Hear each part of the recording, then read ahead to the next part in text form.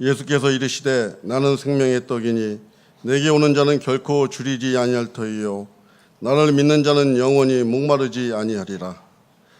자기가 하늘에서 내려온 떡이라 하심으로 유대인들이 예수에 대하여 수군거려 이르되 이는 요셉의 아들 예수가 아니냐. 그 부모를 우리가 아는데 자기가 지금 어찌하여 하늘에서 내려왔다 하느냐. 예수께서 대답하여 이르시되 너희는 서로 수군거리지 말라. 나를 보내신 아버지께서 이끌지 아니하시면 아무도 내게 올 수 없으니 오는 그를 내가 마지막 날에 다시 살리리라.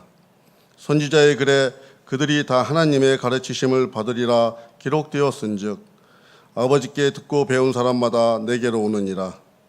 이는 아버지를 본 자가 있다는 것이 아니니라.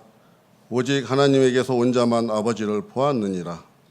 진실로 진실로 너희에게 이르노니 믿는 자는 영생을 가졌나니 내가 곧 생명의 떡이니라.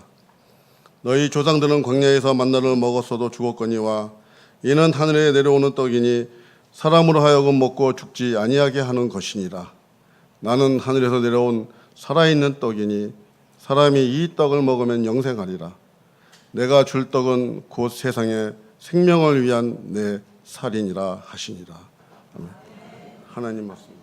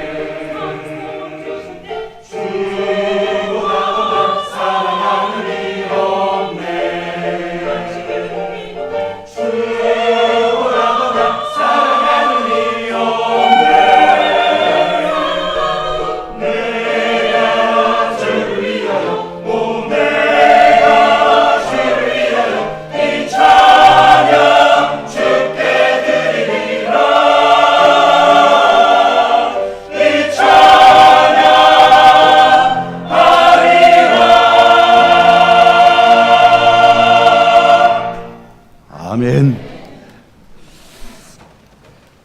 더위가 계속해서 열대야로 시달리게 하고 있네요. 저도 어젯밤에는 몇 차례 자다 깨다를 반복해서 아침에 일어나니까 입술이 쥐었어요. 괜히 오해하지는 마세요. 정말 이 여름이 계속 누적된 피로로 사람을 힘들게 하고 있습니다. 만사가 귀찮은 그런 때이죠. 그럼에도 저와 여러분은 주의 전에 예배당에 하나님께 예배드리러 나왔습니다. 얼마나 감사한지요. 생각하면 예배를 드리는 삶, 인생은 한 번 뿌리고 많은 사람들이 살아가는데 하나님께 예배를 드리는 삶이 얼마나 귀한가요? 침팬지와 인간의 유전인자 차이는 1.2% 차이랍니다. 다른 짐승들하고도 크게 차이가 나지 않아요. 많이. 그럼에도 모든 짐승은 예배하지 않습니다. 감사 기도 드리고 밥 먹는 원숭이 없습니다. 물론 훈련으로는 할 수는 있겠지만 자신들의 신을 섬기는 짐승은 없어요. 오직 한 만물의 영장인 인간만이 하나님을 찬양하고 하나님께 예배합니다. 오늘 저와 여러분은 격식을 갖추어서 그냥 예배가 아니라 아무렇게나 예배드릴 수도 있는데 우리 장로교의 전통과 또 저는 예배학을 전공했기에 하나님께 드리는 예배를 잘 짜여진 정선된 예배로 이렇게 하나님 기쁘시게 하나님 앞에 아주 얌전하게 찬양도 준비해서 그렇게 드리고 있지 않습니까? 예배 드리는 일은 그 삶의, 그 인생의 최고의 영광입니다. 그 삶의 수준이 짐승 같지 않고 정말 하나님을 찬양하는 삶이니 얼마나 가치 있습니까? 사랑하는 강사 여러분, 예배 드리는 일이 정말 수준 있는, 영성 있는 존재의 가장 아름다운 일임을 기억하십시다. 그런데 사실 많은 사람들이 예배 없이 살아요. 심지어는 하나님 없다 하고 사는 사람도 있어요. 예배 없죠. 그러니까 오늘 또 계곡으로 또 바다로 막 달려가겠죠. 예배 없이. 그리고 하나님 있다고 해도 제대로 모르고 섬기는, 그래서 하나님을 섬긴다 하면서 무속에 빠져서 귀신을 섬긴다든지 또는 우상을 숭배한다든지 잘못된 신앙에 빠져드는 경우들이 또 많이 있습니다. 하나님을 제대로 알고 여호와 하나님, 예수님을 믿고 여호와 하나님을 믿는 사람들 중에도 특히 한국 교회는 하나님을 믿는다 하면서 돈을 더 사랑하는, 교회만 오면은 복 달라고만 하는, 그래서 그러면 너는 나를 믿는 거냐 돈을 믿는 거냐 이렇게 물으실 때 헷갈리는 이런 성도들이 많습니다. 특히 한국 교회는 부끄러운 일이에요. 이번 참 우리 교단이 장로교회로서는 통합 측이 장자교단으로 참 중도적인 신학을 가지고 건강하게 교단이 깨지지도 않고 쭉 합동층과 축과 나눠진 이후로는 지금까지 그대로 유지되어 오잖아요. 자랑스러운 교단인데 이번 총회 재판국에서 저쪽 천호동 쪽에 모 교회의 세습 문제를 결론 지었는데요. 8대 7로 세습이 합법적이라고 판결을 했어요. 그래서 지금 온 나라가 들썩이고 야단이고 시끄럽습니다. 우리 교단으로서는 정말 부끄러워요. 장신대 교수들 58명이 성명서를 냈고 생각 있는 그리스도인들은 또 교회 지도자들은 이 일에 개탄하고 잠을 못 자고 있습니다. 왜냐하면 이게 다 돈 때문이거든요. 그 교회를 부결시켜버리면 그 교회는 교단을 탈퇴할 것이고 탈퇴하면 교단에 내는 돈이 몇십억인데 다 이게 돈이 물려있는 것이죠. 그래서 이번 사건을 어떻게 해석하냐 하면 오늘이 광복절 감사주일이기도 합니다마는 광복 이전에 일제가 이 나라를 강점했을 때 우리 장로교 역사에 정말 아주 지옥적으로 부끄러운 역사가 있어요. 그게 뭐냐 하면 신사참배를 총회에서 결의했어요. 일본 형사들이 다 총대들 다 한 사람씩 다 협박하고 강성은 못 오게 만들어버리고 그리고 총회에도 형사들이 들어와 가지고 가결을 하게 했어요. 신사참배는 애국하는 일이다 하고 가결했어요. 선교사들이 일어나서 반대할 때 선교사들도 다 몰아내고 그렇게 윽박지르면서 가결하고 점심시간에 모든 총대들이 신사에 가서 참배하는 아주 정말 부끄러운 우리 교회, 한국 교회사 200년도 못 되는 이 짧은 역사 속에서 치욕 중에 치욕으로 기억하는 것이 신사 참배결인데, 이번 재판국의 총회 재판국의 판결을 그렇게 신사 참배를 결의했던 것과 같은 유의, 같은 무게의, 같은 아픔으로 모든 지성적인 그리스도인들은 그걸 받아들이고 아파하고 있습니다. 물신을 숭배하는, 돈, 만몬이 신이 되는, 하나님과 재물을 겸하여 섬길 수 없다 하였는데 우선순위가 뒤틀려 버린 이 시대의 한국 교회를 개탄하고 있어요. 그런데 이러한 문제는 어제 오늘의 일이 아니고 새삼스러운 일이 아닙니다. 오늘 본문에 보면 예수님, 하나님의 아들이 직접 오셔서 오병이어의 기적을 행하시고 또 그 기적의 떡을 직접 먹여 주셨고 여러 기적들을 행하시는 그 마당에 예수님을 바로 눈앞에 두고 예수님은 하나님의 아들이 아니라고 부인하는 이들이 오늘 본문에 있습니다. 오늘 본문 말씀 42절에 보면 이 사람들은 말합니다. 이는 요셉의 아들 예수가 아니냐. 그 부모를 우리가 아는데 자기가 지금 어찌하여 하늘에서 내려왔다 하느냐. 내가 하늘에서 내려온 떡이다 이렇게 하시니까, 아니 그 요셉 아들 아니요? 그거 다 우리 다 알고 있잖아. 근데 무슨 하늘에서 내려온 사람이래? 이렇게 믿지 않았어요. 자기들이 알고 있는 얄팍한 지식을 가지고 신앙을 결단하고 예수님을 부인하는, 이런 신앙을 예단해서 부인하는 결론으로 그들은 치달리고 말았습니다. 자기의 지식이 자기를 자만케 하고 자기 확신 속에 잘못된 그런 판단을 하게 한 것이죠. 기적의 떡을 먹고도 예수님의 은혜, 그 가버나움에서 행하시던 여러 기적들이 있음에도 불구하고 이들은 예수님을 메시아로 받아들이려 하지 않았습니다. 설교의 왕자라고 일컬어지는 영국의 스펄전, 그 스펄전은 그렇게 말했습니다. 그리스도를 따르는 자들을 좇지 말고 그리스도 예수, 그분을 좇으라. 예수님을 따른다고 하면서 그 부수적인 것, 예를 들면 훌륭한 무슨 목사님들이라든지 아주 능력 있는 은사자들이라든지 그분들이 예수님이 아니잖아요. 그래서 잘못하니까 저 피지가 천국이다 하니 또 거기 또 가고, 이런 엉터리 같은 일들이 일어나는 것이죠. 예수님을 믿는다고 하면서 예수님은 안 보이니까 사람을 보는 것이죠. 그래서 그리스도를 따르는 사람들을 따라가는 거예요. 이렇게 저 어디 기도원이 좋다면 또 거기 가고 이렇게 하는 것이죠. 그러지 말라는 거예요. 그건 부수적인 것이니 본질에 집중해서 예수 그리스도를 따라가라.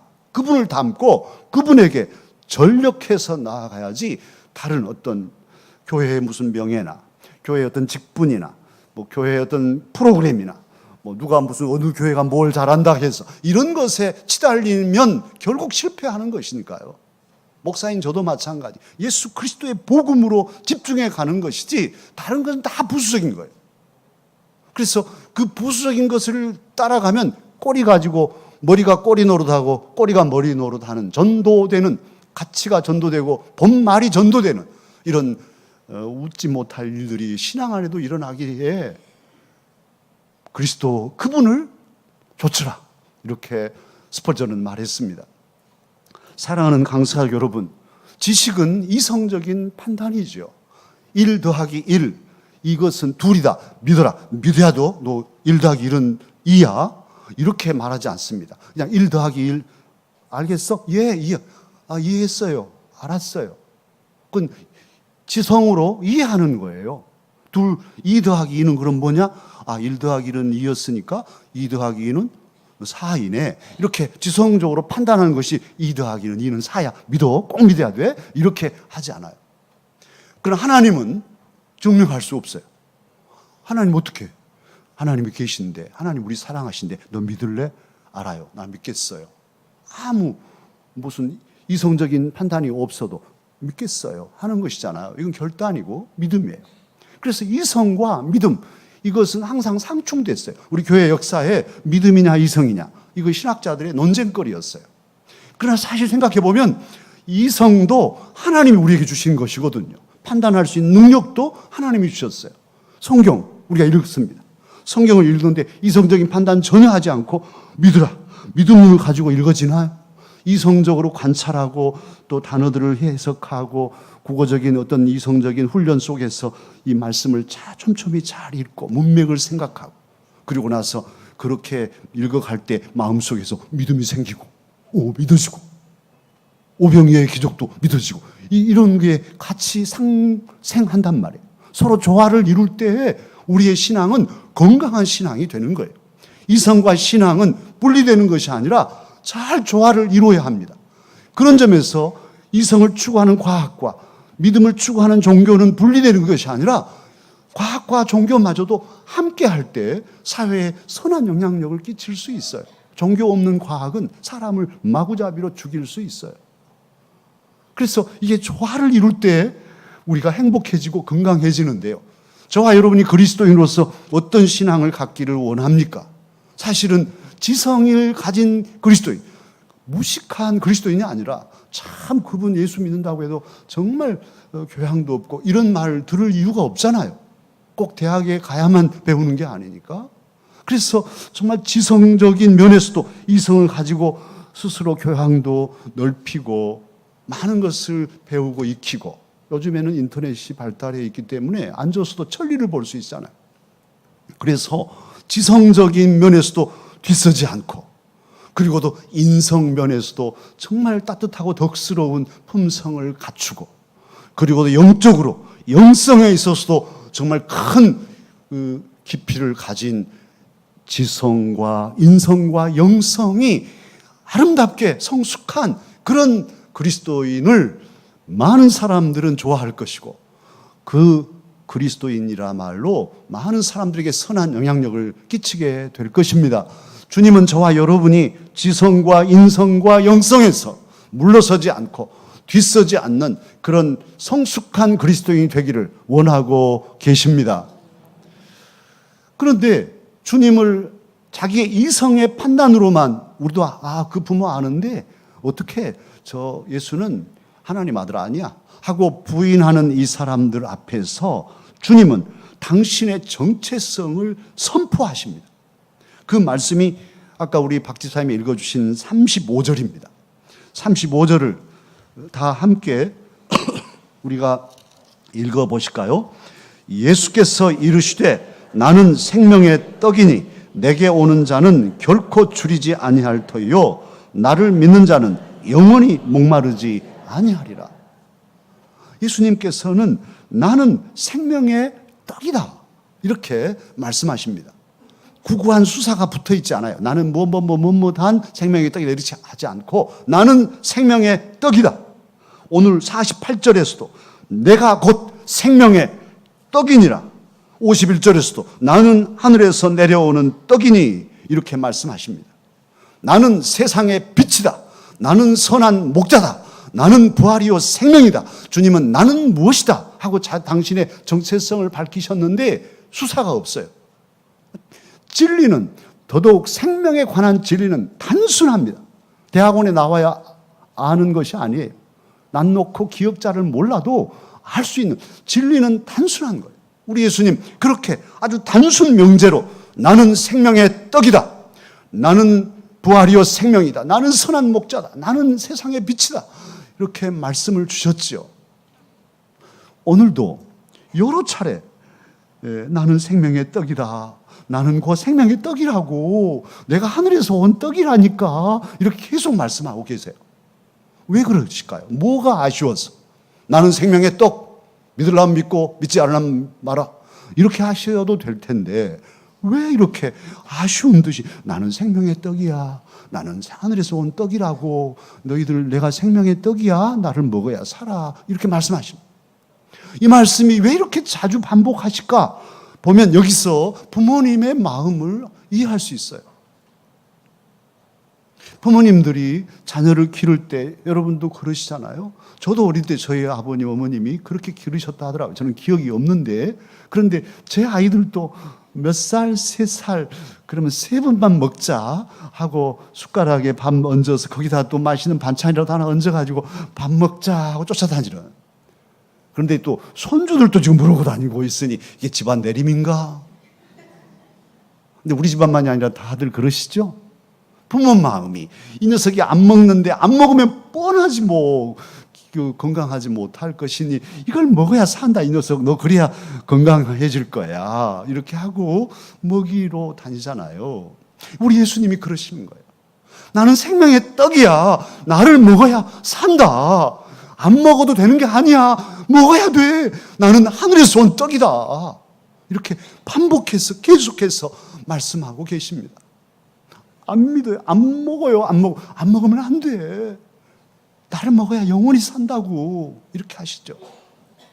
그런데 이렇게 말씀하시는 예수님의 말씀을 들으면서 우리는 한 가지 중요한 사실을 깨닫습니다. 세상에 이런 분이 어디 있을까? 이런 분이 누가 과연 자신 있게 우리 인류를 향해서 나는 생명의 떡입니다. 여러분 나를 먹으면 영원히 삽니다. 이렇게 선포한 이가 누구이시냐고요? 부처님이 하셨냐고요? 못 하셨어요. 죄송하지만 공자님이 못하셨어요.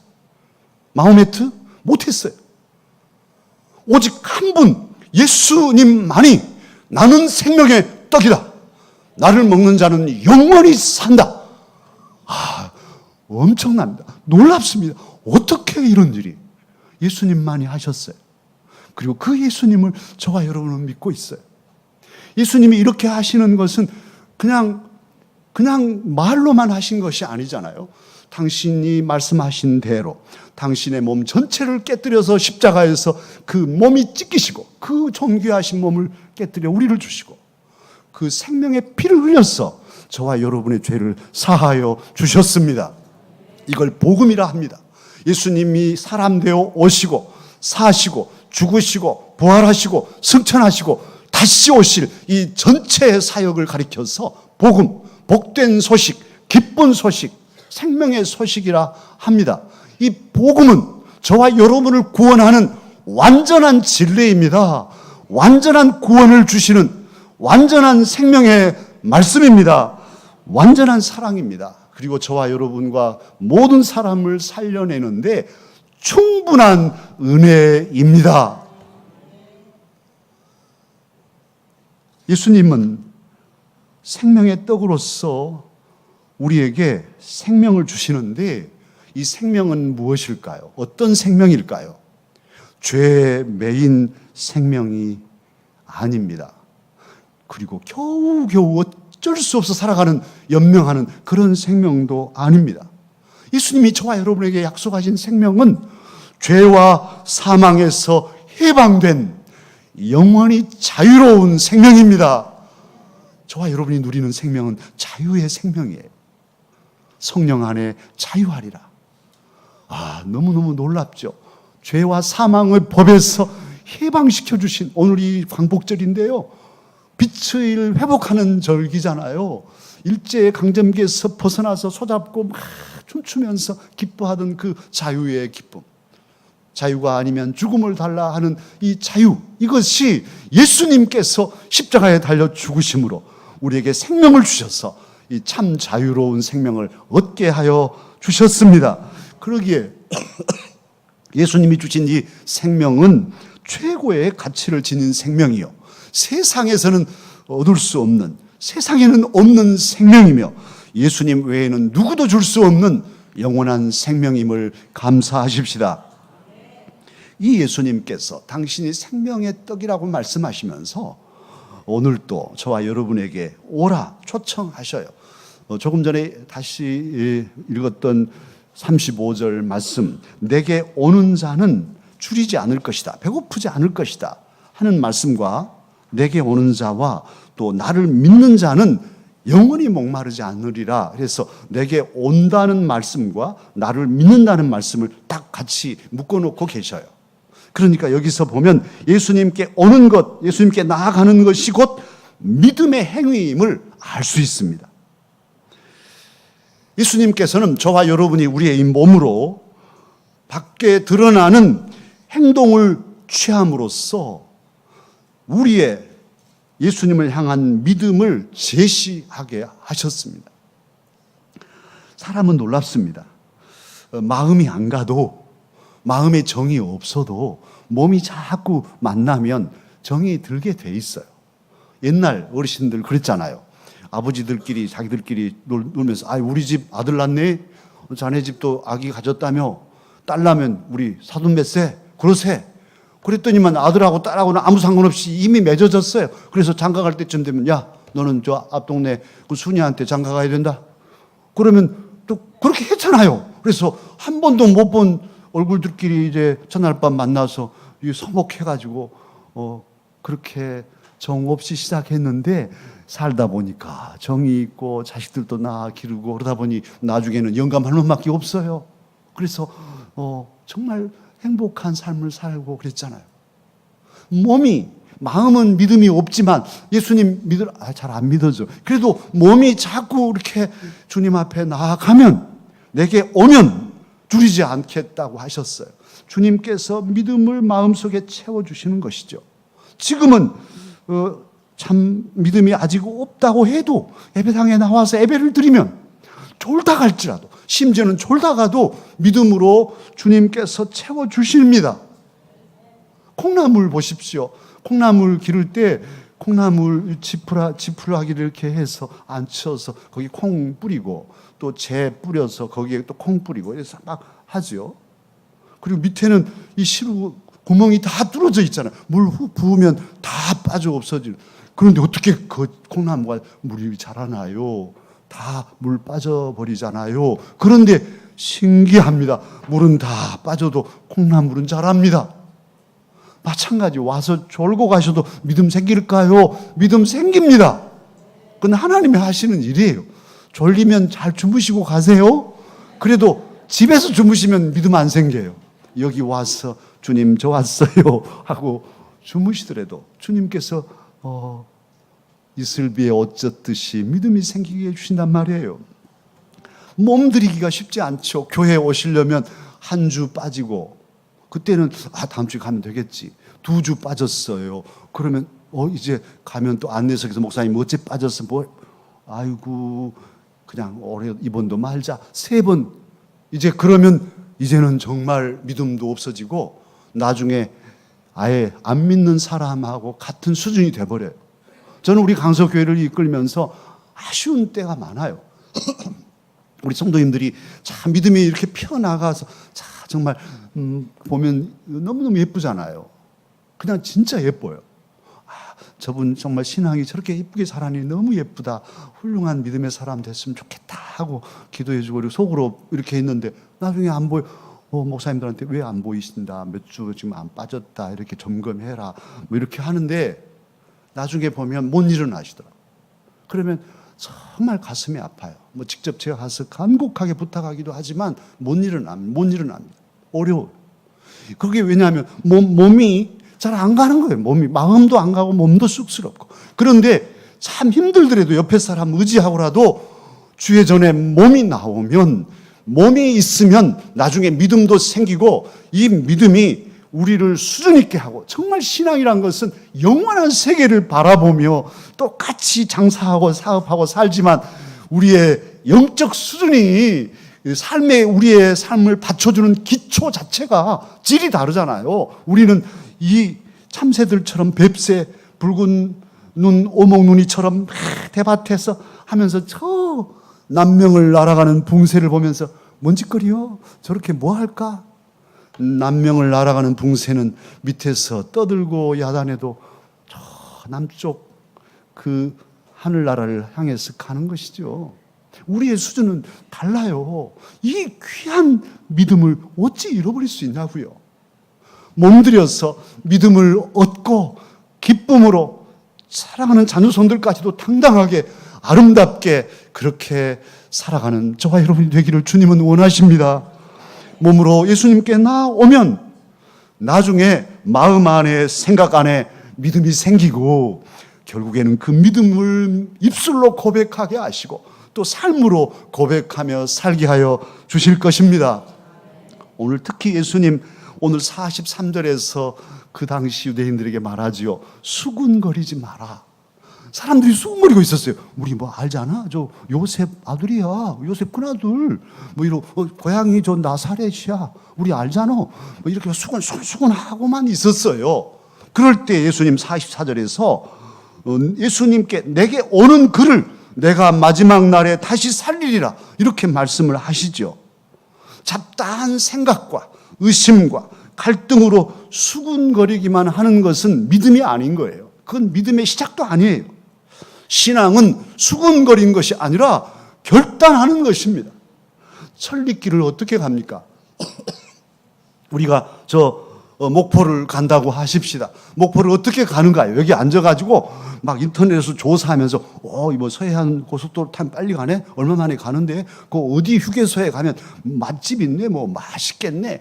막 수군거리고 하루 종일 그렇게 하면 가나요? 그건 시작도 안 했는데 뭐 정보만 많이 알고 있고 막 수군거리기만 하죠. 가려면 좋아. 나는 자동차도 없으니까 개나리 보찜지고 집세기 신고 가겠네 하고 시작하고 한 발짝 뛰고 남쪽으로 향해서 가면 시작인 것이죠. 그게 시작이에요. 천리길도 그래서 몇 걸음부터? 한 걸음부터 하는 거예요. 수군거림으로 가는 게 아니에요. 그런데 천국길은 어떻게 가겠습니까? 천국 간다. 야, 천국 말이야. 거기 문이 진주로 됐대. 진주로. 12진주문이 있대. 집도 황금으로 됐다는데? 하고 막 수군거리고만 있지. 몸 내딛지는 않고. 그래, 그건 믿음의 시작이 아니에요. 믿음은 결단이에요. 그래서 결단하고 몸으로 믿고 그렇게 나아갈 때 마음으로 믿어지는 이런 놀라운 역사가 일어나게 되는 것이죠. 저와 여러분은 오늘 마음은 혹 아직 믿음이 없는 이도 있겠죠. 우리 강사들 중에 아직도 믿음이 더욱 열매로 실하게 맺지 못하고 약한 믿음으로 있는 가족들도 있을 수 있어요. 그러나 어쨌든 저와 여러분 오늘 이 예배의 자리에 하나님 앞에 예배하러 몸이 나와 있습니다. 그러니 저와 여러분은 천국길, 믿음길을 시작하였습니다. 발자국 수들은 다 다를 수 있지만요. 이미 시작된 믿음의 길입니다. 오늘 44절에 예수님 그렇게 말씀하시죠. 나를 보내신 아버지께서, 나를 하늘나라에서 아들인 나를 세상에 보내신 하나님 아버지께서 이끌지 아니하시면 아무도 내게 올 수 없으니 오는 그를 내가 마지막 날에 다시 살리리라. 이렇게 말씀하셔요. 그러니까 저와 여러분이 오늘 예수님께 나아왔는데 이렇게 나아온 이유는 우리의 의지로, 우리의 판단과 결정으로 온 것 같지만 누가 이끌어 주셨을까요? 하나님 아버지께서 이끌어 주셨기에 저와 여러분은 여기에 나와 있습니다. 그러니까 아는 사람, 아는 집사님, 권사님이 가자고, 강서교회 가자고 해서 와 계실 수도 있죠. 또 여러 가족들이 이렇게 저렇게 또 인터넷으로 검색해서 우리 강서교회 또 저의 설교도 들어보시고 오신 분들도 있어요. 우리 윤성진 집사님도 그런 케이스고 그러시죠. 그래, 그렇게 어쨌든 오시지만 또 자유로운 결단으로 결정 짓고 내가 강서교회 가겠어 오시지만 사실인즉 그 이면에는 하나님께서 계속 우리를 예수님 앞으로 부르고 계셨고 또 그렇게 올 수 있도록 주변의 사람들을 통해서 부르고 계신 것이죠. 그러나 강제로 하시지 않고 우리의 의지로 결단할 때까지 기다리시면서 우리를 부르고 내가 생명의 떡이야, 내가 하늘로부터 온 떡이라고, 나를 먹어야 산다 하고 불러주셨던 것이죠.